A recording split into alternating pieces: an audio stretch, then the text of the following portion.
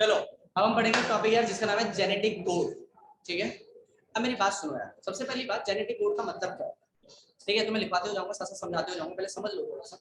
Genetic code का मतलब देखो, सिंपल सी बात ये है कि मान लो फॉर एग्जांपल एक कोई जैसे कंप्यूटर कोड्स होते हैं, तो कंप्यूटर कोड मान लो फॉर एग्जांपल एक एप्लीकेशन है, कल के वैसे बता रहे हो तब भी मजे ले रहे हो।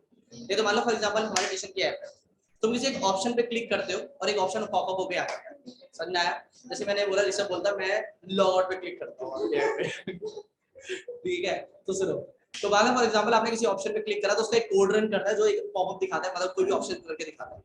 वैसे हमारी बॉडी में यहाँ पे किसी सेल में होता है कि हर एक जेनेटिक कोड की ना एक पर्टिकुलर इन्फॉर्मेशन होती है जो उसको रीड करता है और एक्सप्रेस कराता है, उस कोड को रीड करता है और एक्सप्रेस कराता है, उसको कहते हैं जेनेटिक कोड। समझ में आया?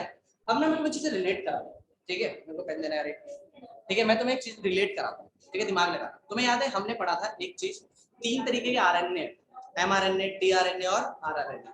आरआरएनए पे काम चलता है, उसकी 2 यूनिट्स होती है, एक स्मॉलर सब यूनिट होती है और एक लार्जर सब यूनिट होती है।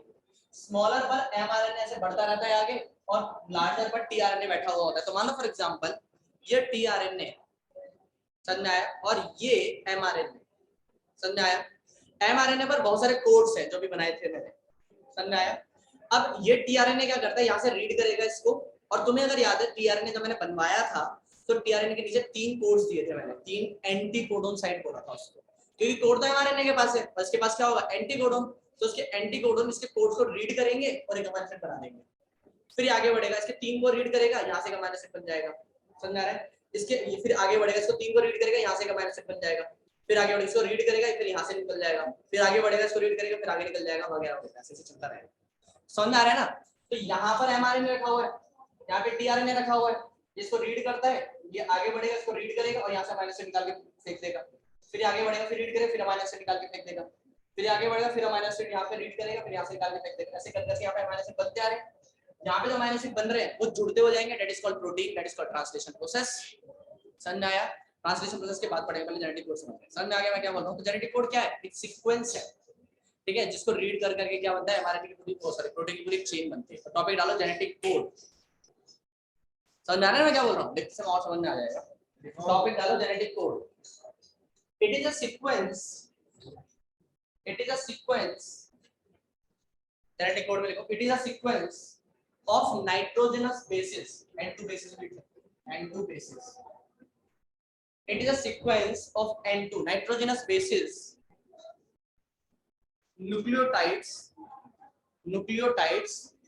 on mRNA,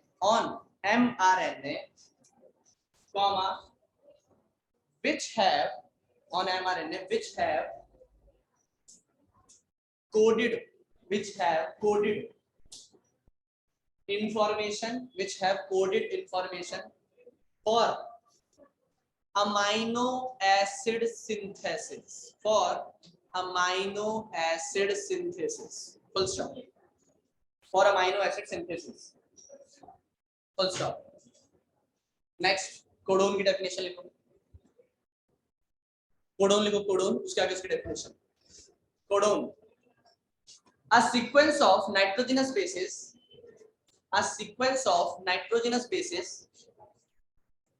which codes for a sequence of nitrogenous bases which codes for a specific amino acid,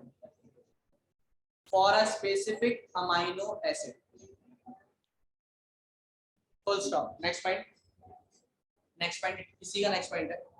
codons are triplet in nature, underline कर लेना इसको, triplet in nature. Codons are triplet in nature and this was proposed by George Gamow. George की spelling है GEORGE, George Gamow, GAMMOW, George Gamow, GAMMOW, full stop. Clear? फिर इसने हमें hypothesis दिए कि 4 की पावर 1 करके हम निकाले तो अगर एक एक है, ठीक है? लेकिन अब मैं कुछ बातें बता रहा हूँ जो लिखवाऊंगा मैं अगली क्लास में, ठीक है। अब जो बातें है ना वो इस ट्रिपलेट कोडोन के ऊपर है, कुछ नहीं रहे, अब हम सिर्फ समझ रहे हैं। सुनना, ये जो ट्रिपलेट्स है ना यार, ये कैसे काम करते हैं। तो पहला पॉइंट, पहली चीज सुनना, जितने भी कोडोन्स है हमारे पास वो हर एक अमाइनो एसिड के लिए कोड करते हैं। सुन लो जरा ध्यान से, पहले एक कोडोन एक अमाइनो एसिड के लिए कोड करता है।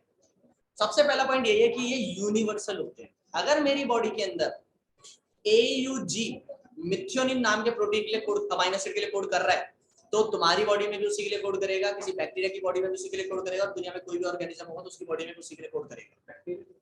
बैक्टीरिया में, हर किसी में। तभी तो बैक्टीरिया बोला ना कि बिल्कुल एक्सट्रीम इधर और ह्यूमन बिल्कुल एक्सट्रीम इधर। समझ में आया मैंने क्या बोला? क्लियर? तो इसका मतलब ये कि कोडोन्स आर स्पेसिफिक, ये स्पेसिफिक होते हैं, एक चीज उसके लिए कोड करते हैं। दूसरा पॉइंट सुनना, ये जो अमाइनो एसिड्स होते हैं ना, अमाइनो एसिड क्या है, कोडोन्स होते हैं। कोडोन्स जो होते हैं वो हमेशा डीजेनरेटिव होते हैं। डीजेनरेटिव मतलब मान लो फॉर एग्जांपल एक सीक्वेंस है AGGUCUGC A वगैरह वगैरह, तो अगर ये तीनों एक कोडोन माने जा रहे हैं ना, तो भैया ऐसा नहीं है कि आप फिर इन तीनों को लोगे और फिर इन तीनों को लोगे, ऐसा नहीं है। एक बार ये तीनों यूज हो गए तो ये दोबारा यूज नहीं होंगे, फिर अगले वाले तीन यूज होंगे, फिर अगले वाले तीन यूज होंगे। बताओ समझ में आया कि नहीं आया? क्लियर है? अगला पॉइंट, तो क्या नाम है, ये जो सीक्वेंसेस होते हैं दैट इज कोडोन्स जो होते हैं वो हमेशा पंक्चुएशन लेस होते हैं।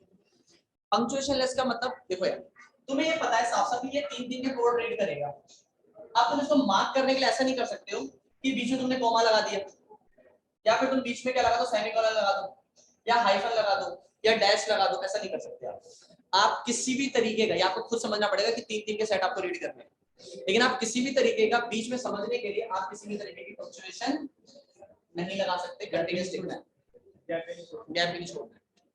समझ में आया मैंने क्या बोला? ये पंक्चुएशन लेस होते हैं। समझ में आया? फिर आगे आती है बात कि ये कॉमा लेस होते हैं, पंक्चुएशन लेस होते हैं, ठीक है, तो यूनिवर्सल होते हैं, ट्रिपलेट के फॉर्म में काउंट किए जाते हैं, डीजेनरेटिव होते हैं। और इंपॉर्टेंट बात ये कि एक अमाइनो एसिड, सॉरी एक कोडोन एक ही अमाइनो एसिड को कोड करता है, लेकिन एक अमाइनो एसिड कई सारे कोडोन से कोड हो सकता है। मतलब अगर AUG है ना, वो सिर्फ मिथियोनिन को ही कोड करेगा, लेकिन मिथियोनिन सिर्फ AUG से कोड हो ऐसा कोई जरूरी नहीं। समझ में आया? पक्का समझ में आ रहा है? पक्का क्लियर है? मतलब vice versa is not possible, कुछ ऐसा। समझ में आया मैंने क्या बोला? तो AUG उसके लिए कोड करेगा, लेकिन मिथियोनिन सिर्फ उसी से कोड हो ऐसा नहीं है। समझ में आया? इसीलिए हमारे पास कोडोन 64 है, ऑब्वियसली बात है, इसमें तीन किसी के लिए कोड नहीं करते, तो 61 है, लेकिन अमाइनो एसिड इसलिए सिर्फ 20 ही है। समझ में आया मैंने क्या बोला? उसमें से एक इनिशिएशन कोड हो रहा है, दैट इज AUG। तो AUG के लिए एक और बात हो गई, AUG plays a dual function. कितना फंक्शन? Dual function. कैसे? क्योंकि AUG को एक तरफ कोड कर रहा है मिथ्योनिन के लिए, और दूसरा काम क्या कर रहा है? इनिशिएशन कोडोन पर। समझ आया ना? इनिशिएशन कोडोन में AUG था ना, तो AUG क्या कर रहा है? दो रोल प्ले कर रहा है, एक तो इनिशिएशन कोडोन की तरह काम कर रहा है, और दूसरा मिथ्योनिन के लिए कोड भी कर रहा है। समझ में आ गया? स्टॉप कोडोन तुम्हें याद रखने हैं, दैट इज UAA, UAG और UGA। समझ आया मैंने क्या बोला? पक्का क्लियर है? बताओ, इसके बारे में हम लिखेंगे अगली क्लास में, लेकिन यहाँ तक कुछ पूछना। ये स्पेसिफिक होते हैं, मतलब अमाइनो एसिड जो होते हैं वो, सॉरी कोडोन्स जो होते हैं वो ट्रिपलेट फॉर्म में होते हैं और यूनिवर्सल होते हैं, हर किसी की बॉडी में सेम चीज के लिए कोड करेगा वो। भैया जो AUG होता है वो कहाँ होता है? mRNA पे या फिर जो mRNA पे? क्लियर है यहाँ तक? पक्का समझ में आया? नहीं, इंट्रोन तो हट गया ना यार, प्रोकैरियोट्स में नहीं पड़ेगा। यहाँ तक क्लियर है बात? पक्का समझ में आ गया? और प्लीज मोबाइल थोड़ा कम कर दो, ठीक है? मतलब इंपॉर्टेंट रीजन ये है कि हमारी 12th क्लास है, 12th क्लास भी छोड़ो, बहुत सारी चीजें अभी पढ़ने के लिए आगे, तुम्हारी बॉडी पे अगर कोई स्ट्रेस हो रहा है तो वो सारी चीजें खराब होती रहेगी। समझ में आया? मोबाइल और नींद 7 से 8 घंटे, तुम्हारा पढ़ाई छूट रही है कोई दिक्कत नहीं है, लेकिन अगर आप 7 से 8 घंटे सो रहे हो, ठीक है, तो आपको पढ़ाई में प्रोडक्टिविटी दिखाई देगी। समझ में आया? तुम ये नहीं कर सकते हो कि मैं पढ़ाई में, मतलब सोने में अपने 3-4 घंटे कम कर लेता हूँ, जो पढ़ाई में लगा दूंगा। और तुम्हें भी पता है, मुझे भी पता है, जो तुम पढ़ाई में, जो सोने में जो 3-4 घंटे कम करोगे ना, वो तुम पढ़ाई पे नहीं मोबाइल में लगाओ। समझ में आ रहा है? इसलिए जब टाइम मिल रहा है रेस्ट जरूरी है, 7 से 8 घंटे का, पर वो भी 7 से 8 घंटे की जो नींद होती है ना वो कंटिन्यूस होनी चाहिए, मतलब रात की होनी चाहिए, कंटिन्यूस होनी चाहिए। समझ में आया?